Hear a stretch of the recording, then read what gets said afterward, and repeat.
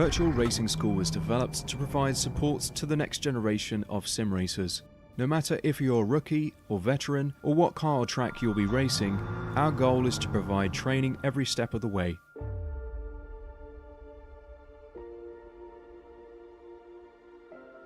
We found that iRacing can be quite difficult without proper training. There needed to be a way to prepare for on-track racing. With VRS, you can literally learn from the best sim racers in the world, including 4-time NASCAR iRacing World Champion Ray Alfala. And Ray Alfala is a 4-time champion of the NASCAR Peak Antifreeze iRacing Series. 3-time iRacing Grand Prix World Champion Martin Kroenke. Martin Kroenke becomes a 3-time world champion. Rallycross World Champion Mitchell de Jong. Mitchell de Jong is now champion for the iRacing Rallycross World Championship Series. And many other top sim racers. Data packs include everything you need to start learning. Our World Championship coaches create the data packs by setting a hot lap or a series of fast laps for you to compare, analyze, and replicate. Data packs also include a tutorial where the coach points out techniques they use to hit the fast lap. This gives you access to the latest driving techniques and setups before you even hit the track. Sign up for a free account and download the VRS telemetry logger. With this application running seamlessly in the background, your laps automatically start syncing to the VRS website. From there, you can analyze and compare 2 laps of your choice, whether it's your data, the coaches, or your teammates. VRS will automatically target improvement opportunities so you can get up to speed even faster. VRS also makes it easy for you to request and schedule one-on-one or group coaching sessions. These sessions can range from 30 to 90 minutes, and you can select the car, track, and setup combination of your choice. Visit virtualracingschool.com today to sign up and get started.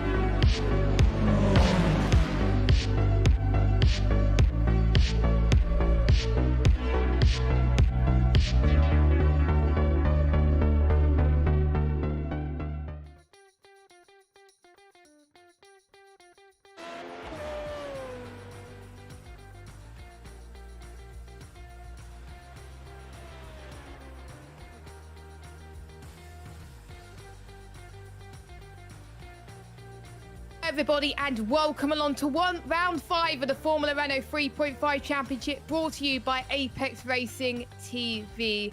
We go back to Europe at the Autodromo Nazionale di Monza, more commonly known as the Temple of Speed, in Italy, mainly due to its high-speed corners, and most of the lap can be taken at full throttle. We got myself in the commentary box and Marco on the cameras, and joining me in the commentary box, as always, is Chan. And what a great race we saw last week with another different race winner as well. It sure was, and I think we're going to expect a lot of exciting racing action here once again, similar to what we had at Road America. You know, this being a very high-speed track with a lot of slipstream action, very important for the guys, especially that they're running Formula 3.5s here.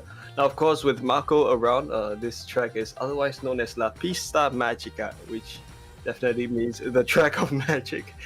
Of course, it's a track very much loved by everyone on iRacing alike, and I think it will be a great show for us here tonight.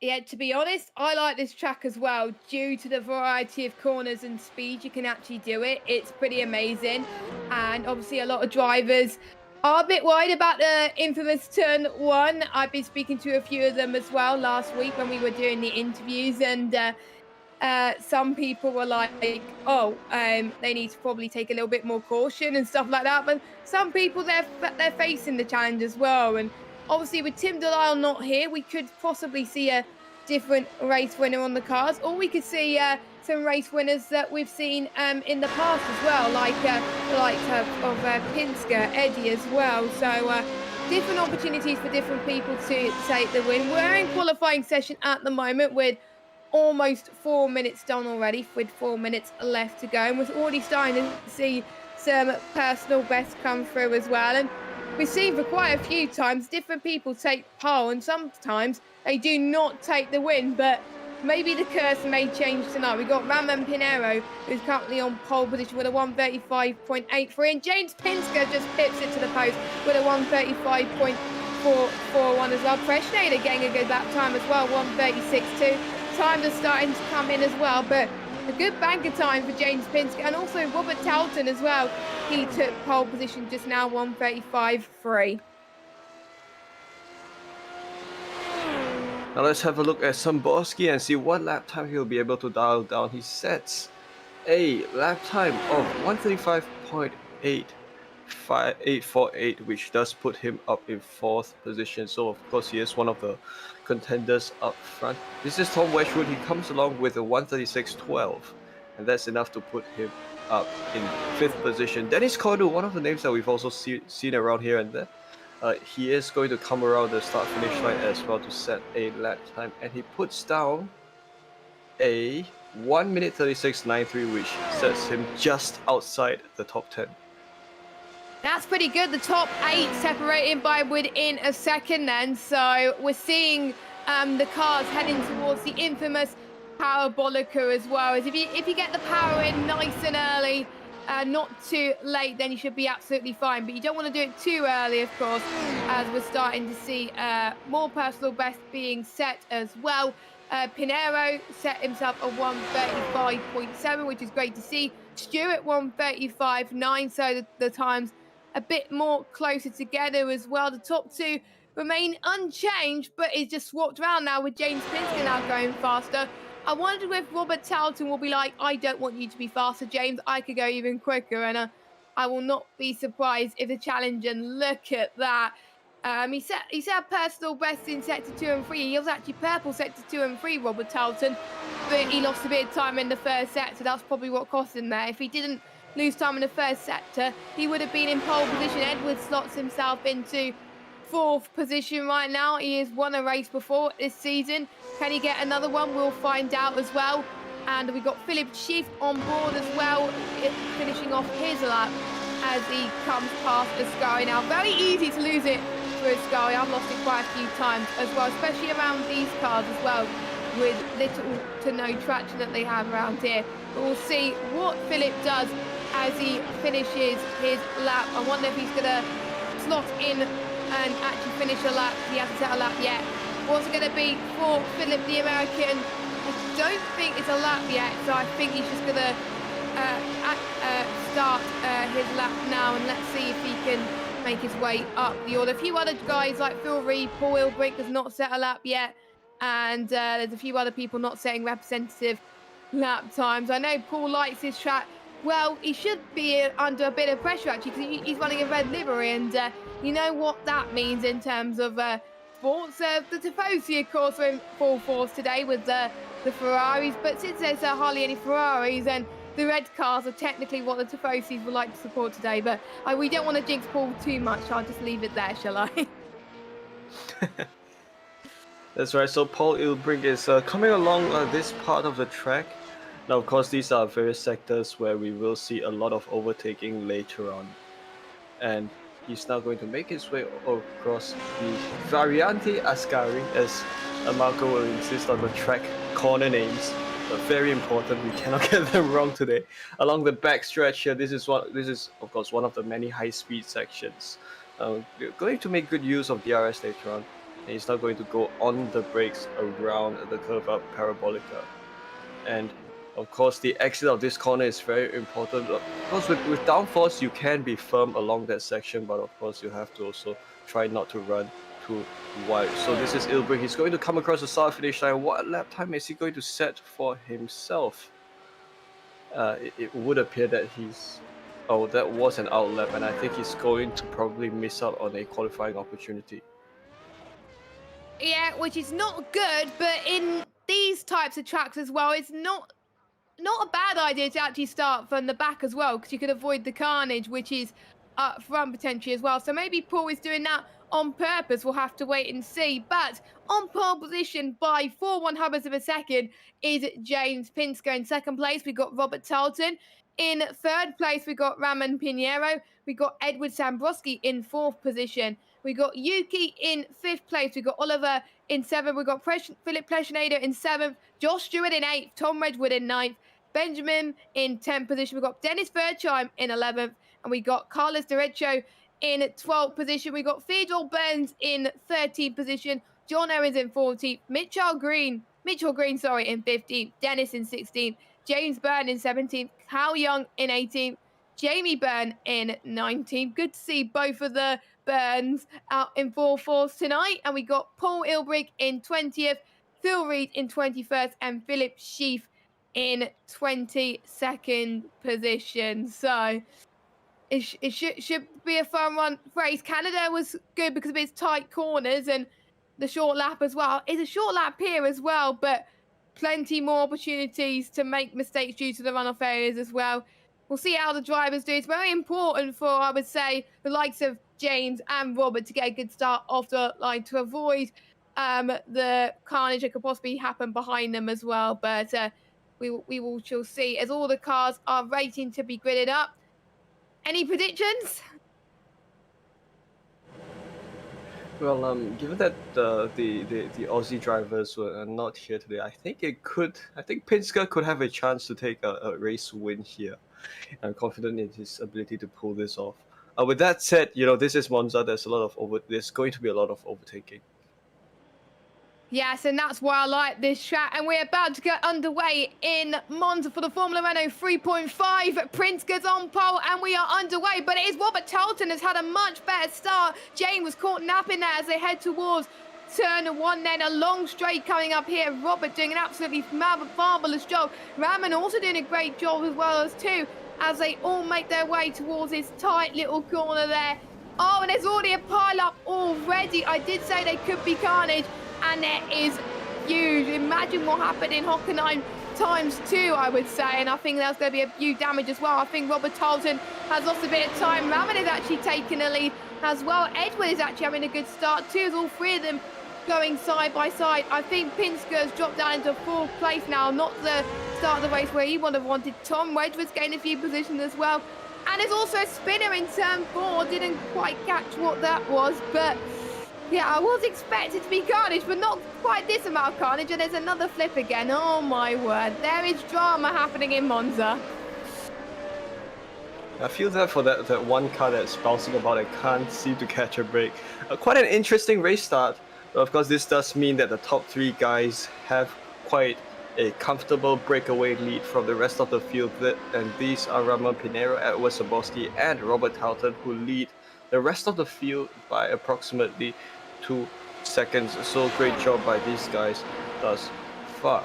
Let's have a look at if Sambrowski will think of a move as he makes his way around Parabolica, and we'll see how they'll be able to kind of play the slipstream game.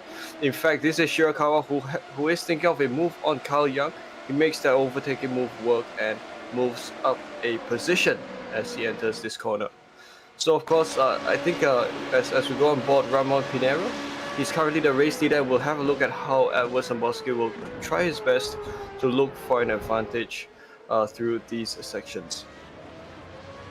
Yes, I have to say, the ones that were trying to avoid the carnage, I think has got away the most actually. And with Pinsker having a rubbish start, that's dropped him down into last place, and I think he's pitting for damage. So quite a few more people are pitting for damage as well. We've got Oliver Crooker, Theodore as well in the pits, Tom Wedgwood, Joshua Stewart as well, Phil Reed, they're all coming into the pits.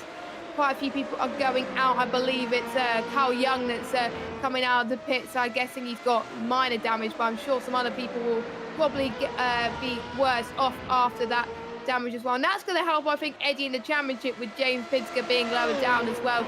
Same with Robert Tarleton as well. He's going to gain some extra points in the championship. We shall see. But as they make their way through Ascari, as we're seeing another midfield battle, just like we saw last week as well, we got the likes of Paul Ilbrick leading the train, and we also got Preshnader, and we also got John Owens, James Byrne and Jamie Byrne, as I think Preshnader was looking to go for a move there, but James Byrne and Jamie Byrne have got past him, and Philip Preshnader's down into P13 at this moment in time, but the train is going to go bigger and bigger, I have to say, and these drivers have been taking more advantage of the fact that they haven't got any damage. Don't know how they avoided the damage, but they at least avoided it anyway. As you can see, the likes of Owens trying to defend of James Byrne to try and keep that 10th place hope alive, going for the parabolic, and they're still going to go side by side and heading towards the final corner. You can see the other Byrne's brother right in the middle of this, trying to gain advantage then. Let's see what James Byrne could do on the gearbox, and he's going to have some slipstream as well, trying to make sure that they do not go 3 wide heading into turn 1, because 3 wide does not mix, but they're going to go 2 wide at least, going through past the first Variante, now heading towards Curva Grande, and this is looking like to be very tasty indeed. And we did see last week with people in a train like this going 3 wide, if one person makes a mistake, it could cause a chain reaction, or it could be someone that could gain advantage. But you can see James Byrne did not quite make the move, unfortunately, on John Owens. So John Owens stays in a P10 for now, and there's a fight for the lead that we definitely want to keep an eye on, I think, Chan. Sure is. So Samborski going to try his best to cling on within the slipstream of Pinero, because as we've seen in past rounds, if you do break away from the slipstream, you could kind of be left hanging and not be able to keep up with the driver in front of you. So the gap between them is at 3 to 4 tenths of a second, which is healthy enough for them to, for Samborski at least, to try to cling on to chances for the race lead. So at the same time, Samborski has pressure from Robert Towton, who is in third, and I think they're making a good 3-way battle for the race lead here. So as they go breaking down into the first chicane once again, good so far. I think Pinero has got quite a confident lead at this point. But what is this? This is Ilbrink making the overtaking move on Yuki Shirakawa for P8. And is he going to make this work as they commit themselves into turn 1? So it would appear that they do not go too wide into a corner, and Ilbrink makes the move for P8 work. Okay, so we are seeing a replay of the start from, I think, Paul Ilbrink's view as well, and we'll see how carnage it was. And it looks like Paul had a good start originally as well, so I think we're going to see what happened in front of him as well, just to see how many drivers were caught up. And I'm not surprised that a few people that were caught napping were able to not do very well. Paul Ilbrink just slowing down. He did hit the car behind as well, and a few other drivers, I think, following suit, but he got away very, very lucky there. He did lose a few positions, but at least he's fighting for position now. But my oh my, at least it's put some people still in contention now, of course, as we did see the likes of Oliver lose a bit of ground as well, and what a shame. But we still got a long way of this race still to go, and that was when I think James Pinsker, he was the one that got flipped round. So yeah, that doesn't look good. That doesn't look good from his end, and I believe that's him out of the race. That is his first retirement, I believe, in this season. So not good for the championship. And Tambrowski has taken the lead. Oh yes, he has. So there's quite a change of events here. So Towton is still in third, and he's still trying to find a way across the P2 driver, despite now the P2 being Pinero. So let's see if he's going to be able to think of a move as they go side by side down into Variante della Roggia. This is going to be Towton down the inside, and he's been able to pull that move of Towton up to P2 as he's got Samborski on his crosshairs next as they make their way across these less small corners. Of course, with the exit of these corners, you cannot use the full extent of the runoff there, the green grass there, because that will yield you a 1x. Yeah, instants I think I would say are crucial, and if you get too many, of course, you're going to be in a lot of trouble, especially this an official series, and you could lose a bit of a safety rating in the process as well. So these drivers have got to keep it within the track limits to avoid the track warnings and the instants, which can be hard to come by around this track, I have to say. So three-way fight for the lead is something that I was not expecting going into this race, but I think out of all the tracks this season, this has probably got the most opportunity of overtaking, like we said earlier, so I'm not really that surprised. Ramon was in the lead earlier on, but dropped down to third, but he's definitely not giving up. He's going up to speeds at almost 290 kilometers an hour, which is insane around Monza, and they are keeping in close tandem as they head towards turn 1 and 2 then, which I have to say, I wonder if Ramon is trying to keep out the dirt. Yeah, that's why he's a little bit further back. That's what we saw in Canada as well. A few people just not going too close to the drivers in front to avoid spinning for the dirty air, which is fair enough for Ramon. And then when he knows there is a space, he can probably go for the move as well. And I'm sure Eddie is probably feeling the pressure right now. He hasn't won a race in quite a long time, but I'm sure that he's relishing in this as well. And he's got Robert Towson on his tail into the Lesmos as well, looking pretty good at the moment. And I think Eddie just seems a bit more comfortable than Robert right now. He's an American one too, but Eddie is not making this look easy for Robert to try and go past as well. Let's see what they do heading towards Ascari. This is quite hard corners to get right, and they seem to be doing it very, very well. So this could be a very, very good battle as well. It looks like Eddie, I think, is a lot faster than Robert at the moment, but Robert is gaining through the Parabolica, and he was looking, but Sambroski just closes the door there, heading in towards the curve of Parabolica. I think if Austin Knight were here, he'll be very happy with the state of events at this point. So Samborski doing a great job so far, defending along the inside line, and right now he's going out along the outside. So will this open an opportunity for Towton to dive down the inside, though not close enough, so Samborski continues along the race lead. But of course, they're both very, very close together. You know, from afar, this kind of looks like an Aston Martin versus Ferrari. You know, given the liveries that used in Formula 1 this year. But of course, this does look to be very cool as well. Jamie Byrne, good racing action here as well. This is the battle for P11. Jamie Byrne versus James Byrne. And we'll see if any overtaking moves can be made here. But of course, they are quite a fair distance apart, so they will need a bit more slipstreaming. So right now, we do have a couple of other drivers. This is Mitchell Green, who I think leads Benjamin Barreto, and that was the battle for P6. So we're back with Edward Samborski once again for the battle for the lead. So right now, the advantage, the timing difference between Samborski and Towton sit at 0.4 of a second. We have a look at a replay, and this is Mitchell Green going along Curva Grande, and that is another driver in front. So he's made that overtaking move work very clearly. I think Barreto just ceded the position for certain reason.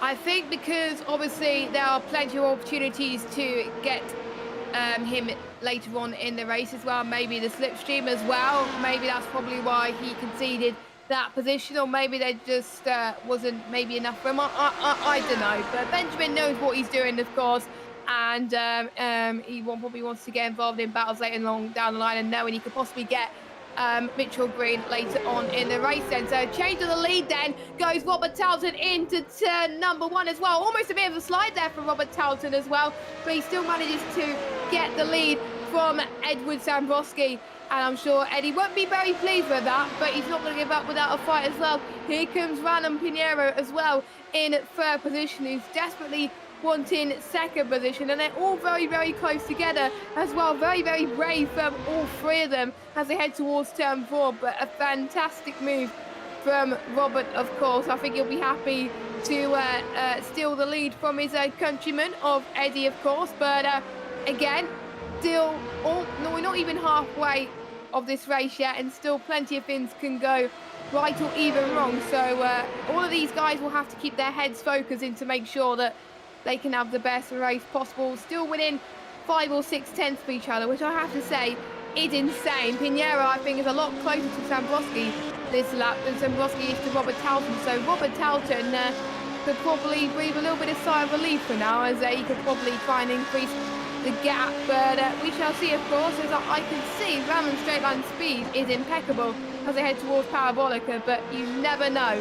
Closest battle for the lead that we've seen in all the races so far in Formula Renault 3.5 as well, and the other from fourth downwards, they're probably having their own fights. We've got a few trains going on here. Here comes Pinero down in towards turn number 1, going at almost 200 kilometers an hour, then a bit higher than that actually, as they head to break into this corner, and Robert Tolson just holds on to the lead there, but this time makes the corner much nicer than he did the last lap where he had a bit of a slide, but that means he's able to pull away just a little bit more. But Eddie is a little bit too close for comfort at the moment. 2 tenths of the gap between him and our race leader, so bring it on.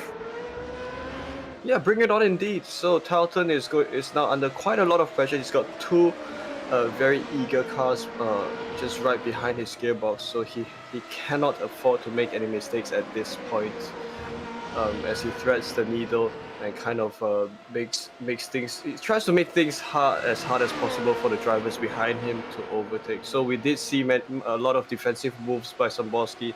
We'll see if Tarleton will execute similar moves as he comes as now they come across Variante Ascari and onto the backstretch.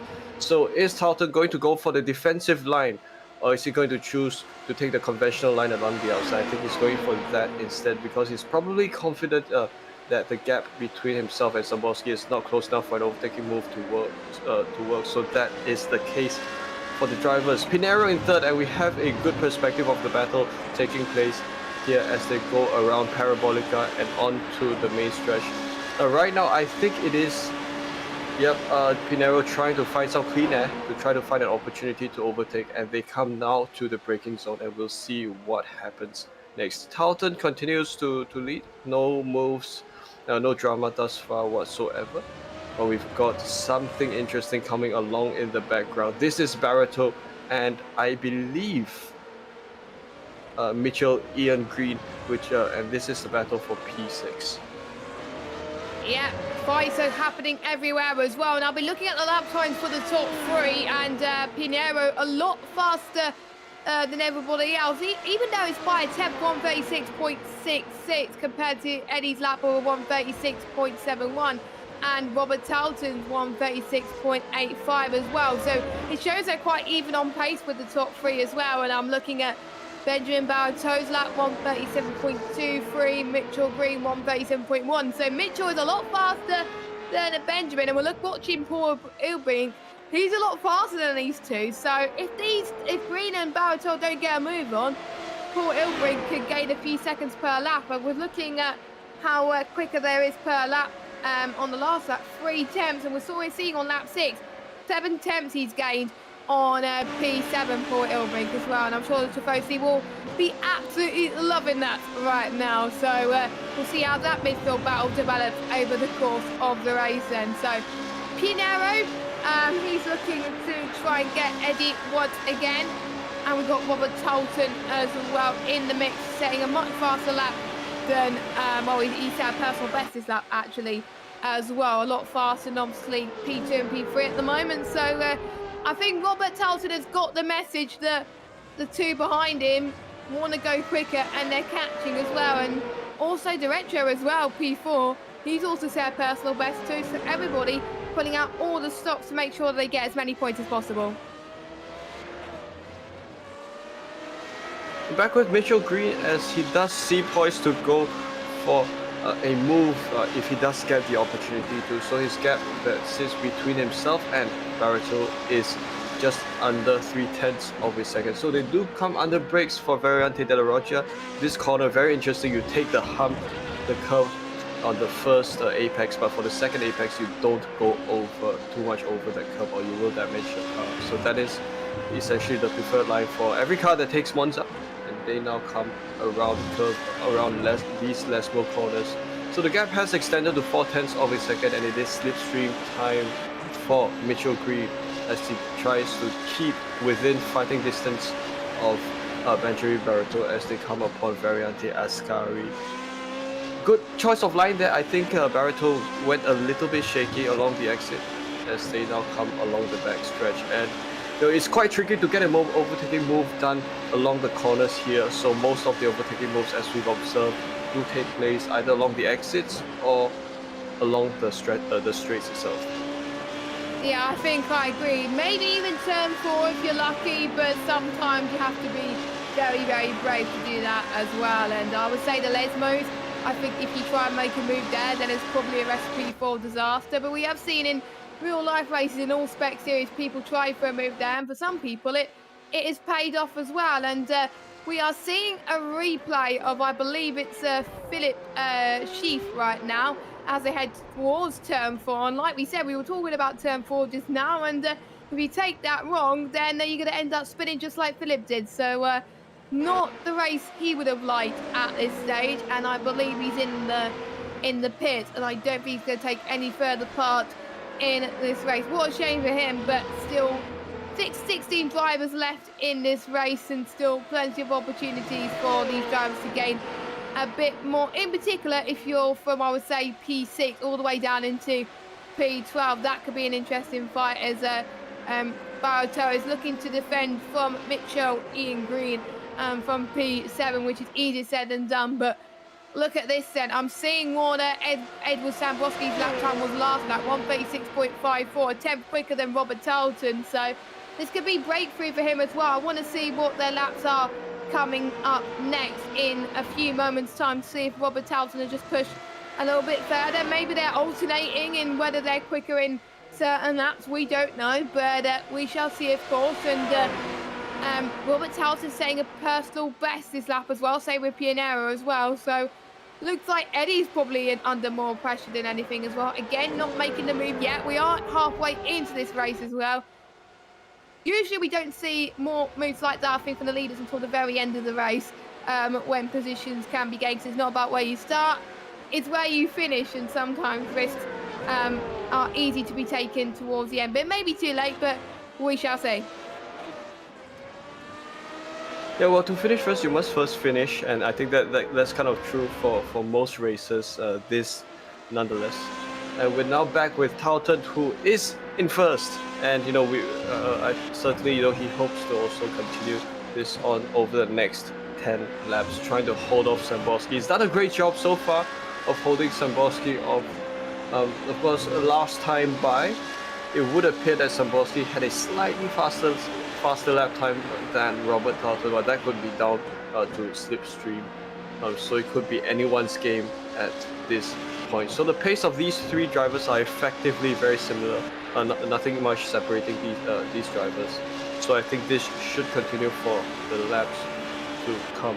As they go slipstream racing along this back stretch, going on the brakes down into Parabolica. It would seem that Samborski had a slight bit of a slow entry, and I think this has allowed Tarleton to get a fair bit of a breakaway as he comes along the main stretch. Yep, here they come then. It looks like Pinheiro was going to go for a move there as well. He looked hungry for it, but looks like Eddie closed the door there, heading just before turn 1, and it looks like it's going to be even closer as the race goes on, with people setting personal best as well. But they don't need to worry about from fourth downwards. The top three are just wanting their own fight as well. But it looks like Ramon has dropped a little bit from the dirty air, but Eddie's closed in on Robert Tarleton once again. But look at this, John Owens versus Yuki Shoraka heading towards turn 1 then, and it looks like Owens has the better entry into turn 1. Almost a bit of a tap there. It was very, very close again from Yuki, but Yuki is doing an excellent job to try and stay within Owens' slipstream around the Curva Grande, which could be harder than it looks, but it's a lot of fun to drive in these Formula Renault cars now. And it looks like Yuki's going to go for a move for turn 4, which is a hard move to do, but look like nope, he had to concede that position, unfortunately. There's no way he was going to go for the move there. And he's a very risky driver, Yuki, but there's some races, obviously, where he did get involved in some incidents, but I'm guessing he's taking it with ease at the moment and only going for moves when he sees fit. But my, oh my, if he was going to make the move through turn 4, that would have been amazing. But he did the right thing for conceiving there. And there's a few people that got caught out with the bumps in turn 4, which was not very nice. But looking at the replay now, is that someone that got caught out in the Lesmo? Yes, it was. It was Benjamin Baratow. So yeah, one of the first victims of Lesmo 1, which is not nice, but hopefully it will be the last, because it is not an easy set of Lesmos to undertake in these cars, certainly. So yes, Benjamin Baratow, still a long way to go, but still within range of Green up in 6th position. Kind of wonder what's going on in Edwards' mind, sandwiched between 1st and 3rd. He's trying his best to catch up with the race leader, but also fending off pressure from Pinheiro. Of course, great job by all 3 drivers, putting up a good show for everyone. So I think pressure is also on Taunton to hold off these 2 drivers, but Sambolski seems to kind of be doing Taunton's job of holding off a 3rd place. It would seem so from this perspective. As they now take the rest of the track. So we're back with Mitchell Green for this moment. I think he's now set ahead of Benjamin Baratow, of course due to that incident just now where Baratow ran wide. It's quite easy to kind of get your car along too far out in the exit. As we continue observing the competition from this perspective, is Baratow going to think of an overtaking move going down these sections, or I think he's probably going to have the opportunity to do so in the subsequent straights. And maybe subsequent laps as well. Maybe if he doesn't get the move in Ascari this lap, maybe he'll potentially do it on the straight next lap. And look at that, Robert Towson just setting the benchmark right now. The fastest lap of the race so far, 1:36.448. He's showing why he wants to keep that race lead, and he wants to put on the pressure on the guys behind him. And I have to say, since he took the race lead earlier on, he's never looked back, and he's doing awesome. Meanwhile, Mitchell Green and Benjamin Baratow are having a battle for 6th position, and Benjamin finally got the move on Mitchell Ian Green there, and he's up into 6th position there. So he's not letting the mistakes from turn 4 come back to bite him, but we can see Mitchell Green on our right hand side of the screen. We can see Benjamin Baratow's rear view of the likes of Green, and it looks like Benjamin has probably got the move for at least a lap, but I know Mitchell Ian Green is probably even on pace to Benjamin, which is great to see. They're both in the I believe 1:37, which they are, and I think Green was slightly faster than the likes of Benjamin some laps, but it looks like Benjamin is trying to catch up to pull the gap that he needed to right now. But more midfield battles coming up through the second Lesmo then between Yuki Shuraka and John Owens as well. And we've also got the Burns as well in 11th and 12th, but they're not near each other as well. So these are the battles we're seeing on track, but it looks like we're going for a move for Ascari. Come on, boys. It's going to be very tasty, to say the least, as well. Very, very close to end in disaster, but they're both keeping it under control as well. It looks like John Owens has got a better run heading through this back straight of Ascari. Then is he going to go for the lunge into Parabolica? He's going to try at least to the right-hand side of our screen.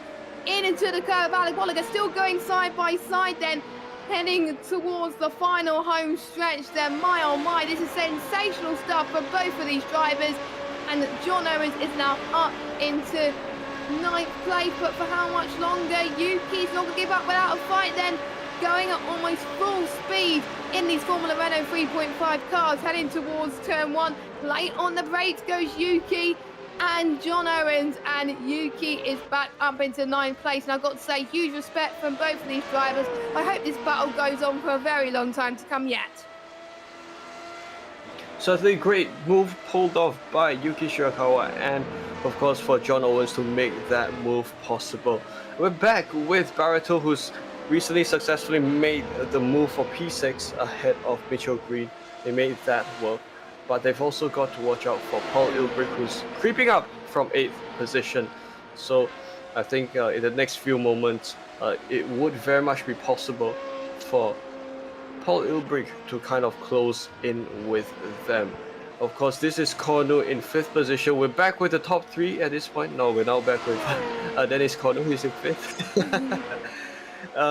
Yeah, so Cornell, and I think he's in the same team as Benjamin Barreto, so Cornell Yep. has quite a distance ahead of Barreto.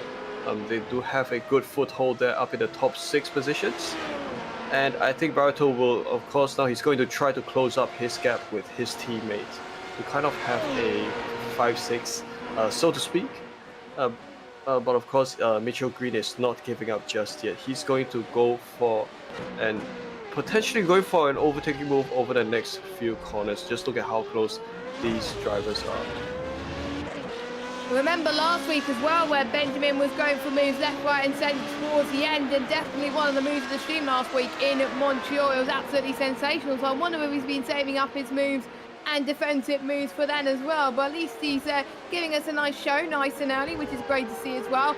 Oh, that could have almost ended in tears there for both of them, but looks like Benjamin Barreto was able to avoid any carnage from happening. But look at Paul Ilbrink as well in a position due to the fact that Barreto and Mitchell Ian Green fighting like this. Paul Ilbrink was able to find a few seconds per lap and is now within this train, which is great to see as well. Good comeback drive from Paul as well, because he dropped a few positions due to the carnage, and he had to avoid the carnage because if he went full speed, then he would have been the one, another person with damage, of course. There's still people that had damage that are still keeping going, of course, which is what we like to see. Never give up in motor racing. I think that's my motto in life, even if you're having a rubbish race. So here comes Edward Sambrowski then for turn 1, and it looks like Pianiero's dropped a little bit from these two drivers, so it could be turned into a 2-horse race for the victory, not 3, but maybe Pianiero has got something saved up his sleeve maybe right now, and we will see. Let's look at the replay there. It might have been something no replay. We thought that something happened to Pianiero to lose a bit of time, but he's catching up ever so slightly, and it is not over until it's over, and we could see maybe any of the other drivers make a mistake, and Pianiero could be back up into this, but now there's 3 cars catching up to Benjamin. Benjamin is thinking probably, oh no, I may be in a bit of trouble here. It would appear that there's a lot more pressure on Barreto at this point, but of course John Owens, another driver who's doing some defensive driving. He's fending off Shirakawa, who I think he's managed to retake the position from earlier on. So John Owens is currently in 9th position and Shirakawa in 10th. We're back with Barreto once again. He's in 6th, and his protection against the drivers behind him is just 4 to 5 tenths of a second, because now this has become an effective 3-horse battle for 6th position. So I think with regards to the lap time difference, I think Paul Ilbrink is close to a second faster than the 2 drivers ahead of him. So I think Paul might be able to pull some moves off over the next couple of moments. This is Talton and Sambrowski, the 2 Americans battling it out up front, doing a great job so far. And I think Sambrowski does kind of want a taste of pole position, I guess. But this is, well, what's this? This would appear to be Mitchell Green going for a defensive maneuver ahead of Paul Ilbrink, and I think he's done a great job so far to fend him off. Yep, indeed as well. I think Paul Ilbrink is within a few tenths of a second and matching the pace of the leaders as well. So not really that surprised that he's up there with the likes of Mitchell Green and Benjamin Barreto for the battle for P6. But looks like Paul's going to go side by side into turn 4, but thinks better of it right now because he thinks that 3 wide does not go in turn 4, as we saw what happened earlier with a few flips, for which I probably some drivers probably regretted seeing, but you never know what happens with these drivers nowadays. But maybe Paul could sense an opportunity probably into turn 1, or maybe after this Scary chicane as well, going down the hill then and then through these next set of chicanes then.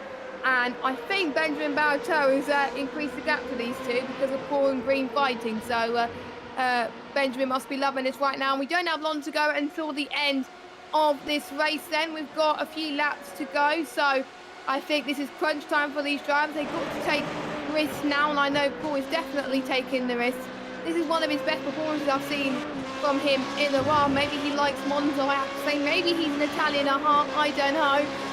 Even though he's not really an Italian, he's Dutch, of course. But he probably likes this track more than anyone, I think, by the way he's driving. But he's going side by side into turn 1, even before turn 1, actually. And he's gotten green up into 7th place. And his next person to now get is P6. But I wonder if Mitchell Green has also got something saved on his sleeve as well, as he's still winning the same pace as Paul Ilbrink at the moment, past Curva Grande. And this could get very, very interesting as well. But Benjamin's comfortable for now. But if the likes of Mitchell Ian Green can't get past Paul, Benjamin must know that Paul is his next target. Oh, that's a huge mistake up top. Oh, huge mistake from Eddie Sambrowski through Ascari, and the battle for the lead, which was going to go on for a very long time, unfortunately has been cut short, unfortunately. Let's look at the replay, actually. We're riding on board with Eddie right now. So I think he's going to go to the left, I think, of a... Oh, no, but he didn't make contact at all. He spun it by himself. So he must have been too greedy on the power. I don't know, on the throttle. So we're seeing it from the outboard shots. We'll probably get a much better view then. So we're seeing Robert Talton go past into Ascari. It may be also due to the dirty air as well, which can be quite common in Ascari. And he's also in the gravel trap as well, which is not ideal there, but that's ended his chances as well. But still, he's in third, still within a podium position, but we will get to hear his thoughts of what happened there a little bit later on, if he stays there, of course, which I think he should be. I don't think he got damaged from that as well, but what a shame. But unless Robert Talton makes a mistake, it looks like the race win will belong to him. But still, 1.5 laps to go. Anything can happen, of course, and we've still got battle for the midfield to decide as well. In particular, the likes of Yuki and the Burns. We've got John Owens as well. So plenty of positions to be decided in the midfield as well. So it's a last minute of misfortune for Samborski, but certainly I think he would very much be content with the positions up top. So Paul Ilbrink seems to have made the move on Mitchell Green, and he does have a Barreto on his crosshairs next, but he only has, I think, 1 lap to make his overtaking move count. So Ilbrink began from 20th position. He's now in 7th, and we'll see how many more positions he's able to clamber, for a finish on a high. I think he's done great all race long, and I'm sure he's going to be able to think of something. He's probably going to have something up his sleeves. So slipstream along the back stretch. We're now with James Byrne, who is presumably battling with Phil Reed. And this is the battle for 12th position.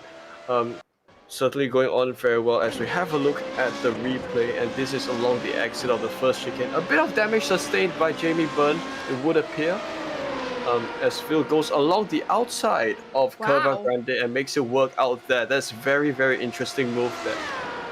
I haven't seen many moves being made there as well, so that was brave to say the least. And just to let you know, the white flag has been shown. The leader is on the final lap then, so if people want to make moves, they want to get the move done now, and that's what Paul Ilbrink is going to do. He knows that the final lap is in sight then.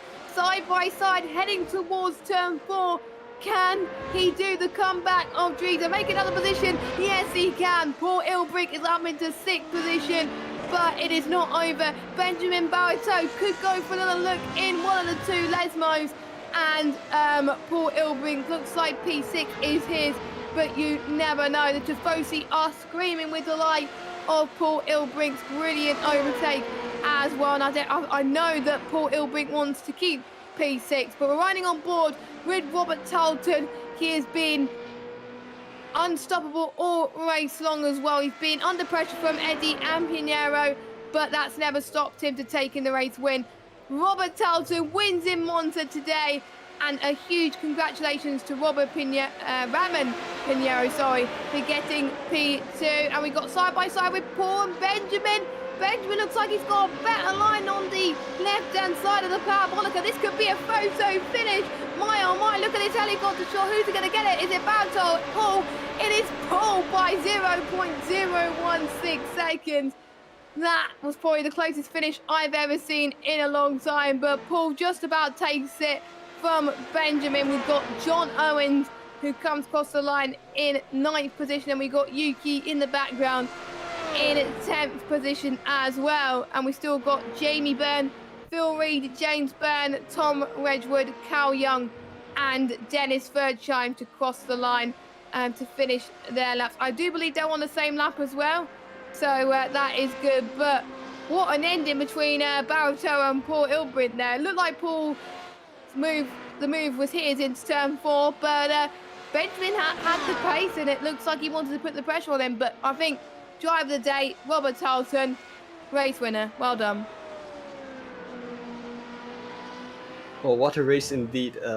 I think we're going to perhaps await the drivers as they come up into the interview room, but we do observe a couple of other drivers who are completing their races as well.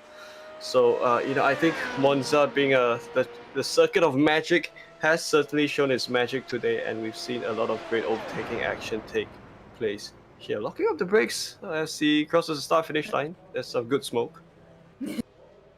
Yes, indeed, as well. And I have to say, I was expecting a lot of overtakes and a lot of battles and a lot of last lap battles as well, and today did not disappoint. So before we get the top 3 for an interview, let's look at your race results. Robert Tarleton wins by 3.9 seconds over Ramon Pinheiro in 2nd, Edward Sambrowski in 3rd, Carlos Derecho in 4th, Dennis Cornu in 5th position, Paul Ilbrink in 6th, Benjamin Baruto in 7th, Mitchell Green in 8th, John Owens in 9th, Yuki in 10th. We've got Jamie Byrne in 11th, Phil Reed in 12th, James R. Byrne in 13th position, Tom Wedgwood in 14th, Carl Young in 15th, and our final finisher, Dennis Verdscheim in 16th. And 4 drivers who have unfortunately failed to see the checkered flag: Philip Schief, Philip Preschnader, Josh Stewart, Theodore Burns, Oliver, and James Pinsker. James Pinsker, I believe, was our championship leader, and unfortunately, he's not going to hardly get good enough points due to the flip he had in turn 4 earlier, and that's allowed his nearest championship rivals to gain on him. So, yeah, shall we get these drivers in for a race interview? Because I'm sure we would like to hear what the drivers thought of the race, in particular our top 3. And I do believe we don't have our race winner though in the interview room. We have I do believe we have Raman in the interview box, who is waiting to talk to us. And I have to say a stellar performance from him. So I think we should get him in. I will probably speak to him. Raman, fantastic performance from you there as well. You had a fantastic start, but you managed to hold on to P2 from Eddie there. Tell us, how does that feel after that performance? It was great. It's been such a long time I wasn't in the sim. Luckily I could do this week here at Monza. I just tried to work like a fraction faster, so I just tried to stay there until the last 2 laps and then see what happens. But 6 laps to go, I just ran out of tires and I just couldn't keep up anymore. So then I settled for 3rd and said, okay, that's fine. And then Edward made a mistake into Ascari and he just hadn't given me 2nd place. So decent race.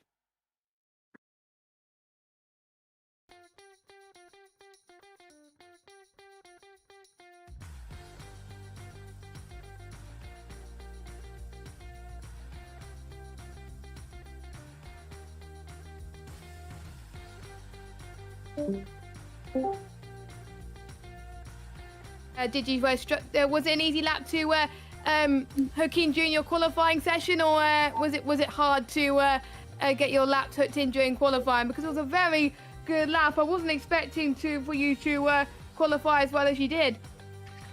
Actually, I had to change my whole setup 2 races ago because I did one of the official races, and then I saw someone giving me a second lap in qualifying, so I had to move from medium downforce to high downforce and had to adapt within the last hour. So it wasn't the perfect lap, but at least I managed to switch some time on it.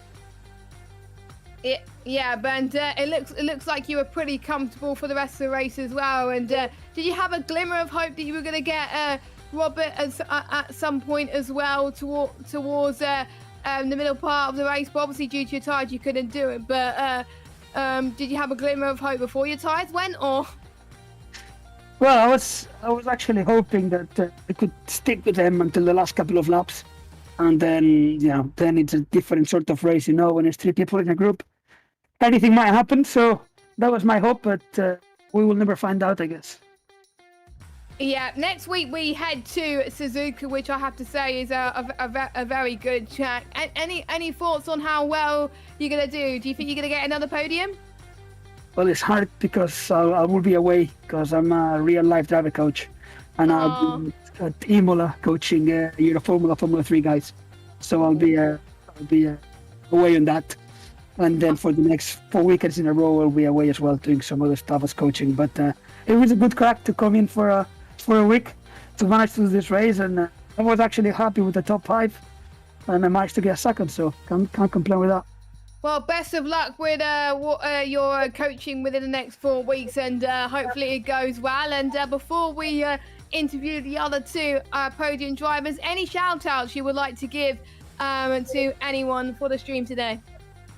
Oh, I mean, just the guys that we've been racing for the whole week together, Tom, Oliver, Dennis, and also my favorite team, which is Pliegues Factory Team, which is a top group of lads, and that we always believe in Pliegues, Pliegues is the main thing to go for. Thank you very much. A massive congratulations, and hopefully we will see you on the track soon. It was nice for you to race as a run-off, and you did really, really well. Well done. Thank you very much. So that was Ramon Pinheiro, who finished in 2nd position, and now we're going to be interviewing Eddie next for who finished in P3, and I'll hand it over to Chan. Hi Eddie, welcome to the commentary box. So congratulations on coming home 3rd. But I think the battle was kind of ensuing all race long, and I think it from our perspective, it could have been anyone's race victory up for the top 3 guys. And I think it was really unfortunate that we saw you losing your pace, or rather saw you losing your advantage sometime around 2 laps to go due to that incident. But I think otherwise it was a very tight battle all the way down to the finish. So could you share with us more about that, and as well as the race from your perspective? Well, I'll give you my personal goals for Monza. Survive lap 1, turn 1. Survive the 2nd chicane. I mean, I call it turn 2. It's actually not, but and then you survive into Parabolica, and then lap 2, survive into the 1st chicane again. So I was happy when I did that. I was content with following Ramon. And then I noticed that Rob was catching, so I realized that I had no choice, because anytime you make a move, you lose time. So I knew I was going to lose time, so I figured Rob was going to catch us, so it was either now or never. So luckily he was respectful, and we didn't have any netcode issues, because with guys from different countries sometimes that's a thing. So I was grateful for that. And then I just settled in behind Rob, and I was just practicing, figuring out where to do the move, figuring out where I was better, where he was better. And he was definitely better through the middle sector of the track. The names Lesmo 1 and 2, 100% he had the advantage there, so I knew that my best chance was to try to get him into Parabolica with 1 to go.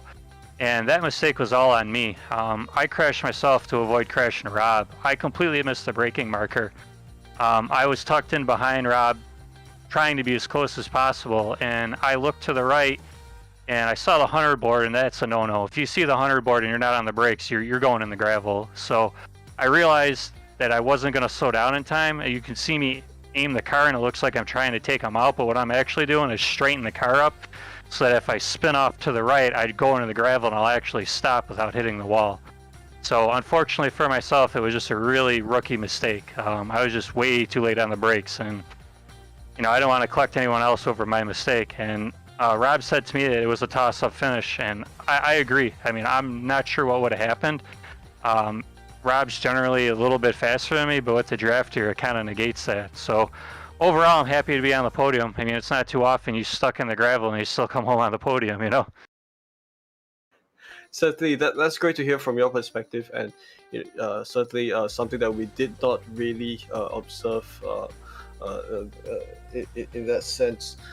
So we do go to Suzuka next week, which I think is going to be a very big change from the past couple of weeks of racing. I think primarily I would imagine that drivers would be concerned about tire wear as well as good use of downforce over at Suzuka. What are your thoughts entering next week?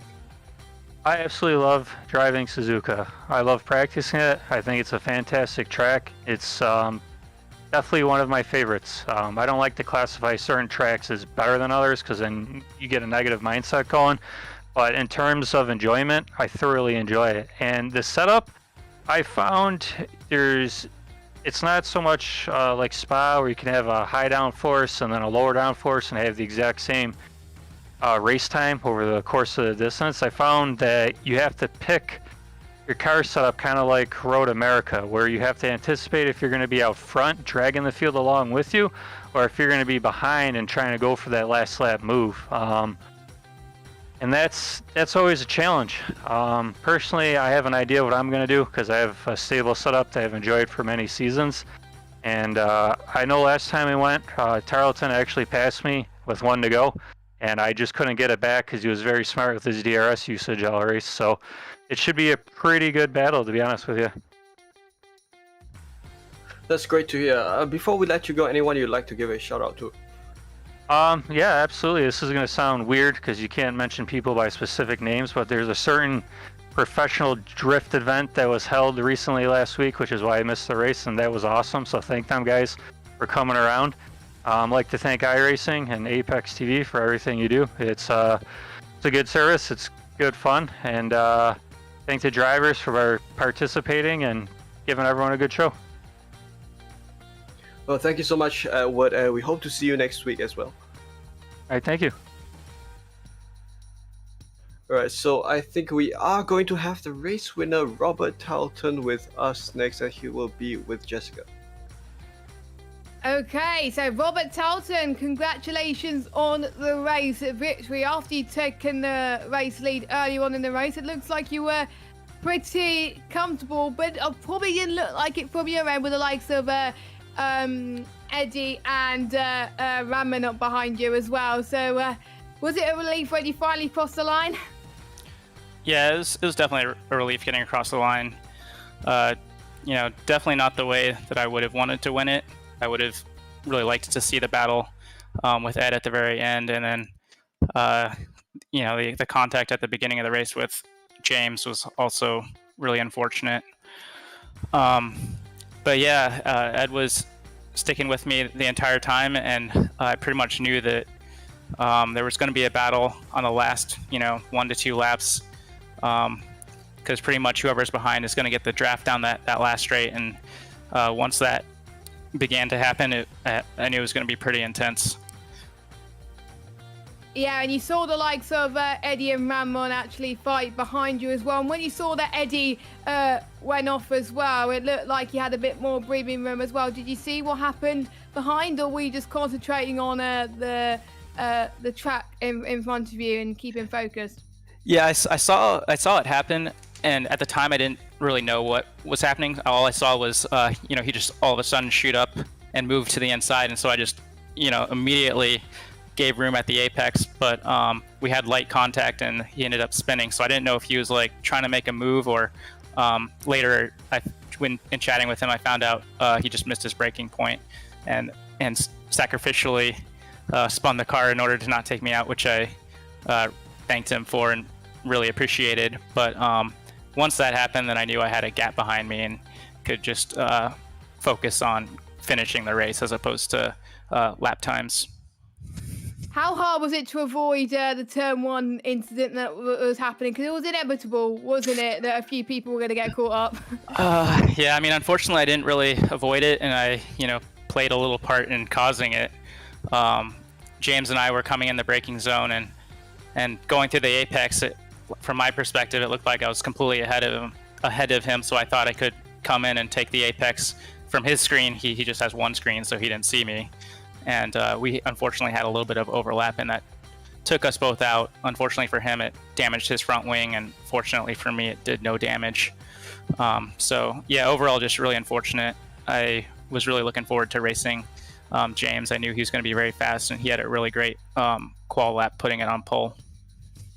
Yeah, and I think he was pretty happy. He probably was not expected to get pole as well. I think it would have been a nice battle between you two. Probably would have been even closer. So Japan next week, obviously a much different circuit to Monza. I think a little bit more suited to most people's characteristics as well. What do you think about the characteristics of the track? Is there something that you would get on well, or is it something you need to work on? Yeah, definitely looking forward to Suzuka. I think it's one of the best tracks in the game. You know, it's got a bit of everything. I really enjoy driving it.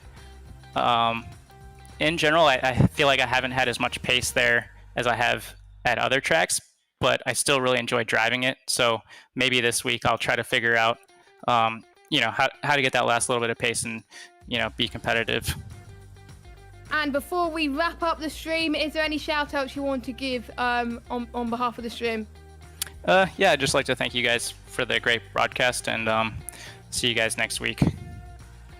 Thank you very much, and well done for your P1 in the race today, and best of luck for next week. Thank you. There we go then, so we're about to draw this stream to a close. It had its drama, but it's had its great battles as well, in particular the battle at the end between Paul Ilbrink and Benjamin Barateau at the end. Benjamin must have been involved in battles, I think, pretty much almost every race towards the end there as well, so he's probably saved a little bit there as well, but so many highlights. But yeah, I wish the race could have gone on for a bit longer, but definitely a race to remember. Yeah, I think the race could have turned out really a little bit differently if the race were a little bit longer, but I think next week we'll bring on even more surprises, as we've got so many good drivers racing up here. Yes, as well. So we'll be at Suzuka next week. Make sure you join us then. But before we go, we still got quite a few things to mention. First of all, our sponsors. We've got Virtual Racing School, where you could get 50 plus data packs, road and oval, to improve your on-track performance. Also, you can have setups, track guides, data analysis software, and one-on-one coaching.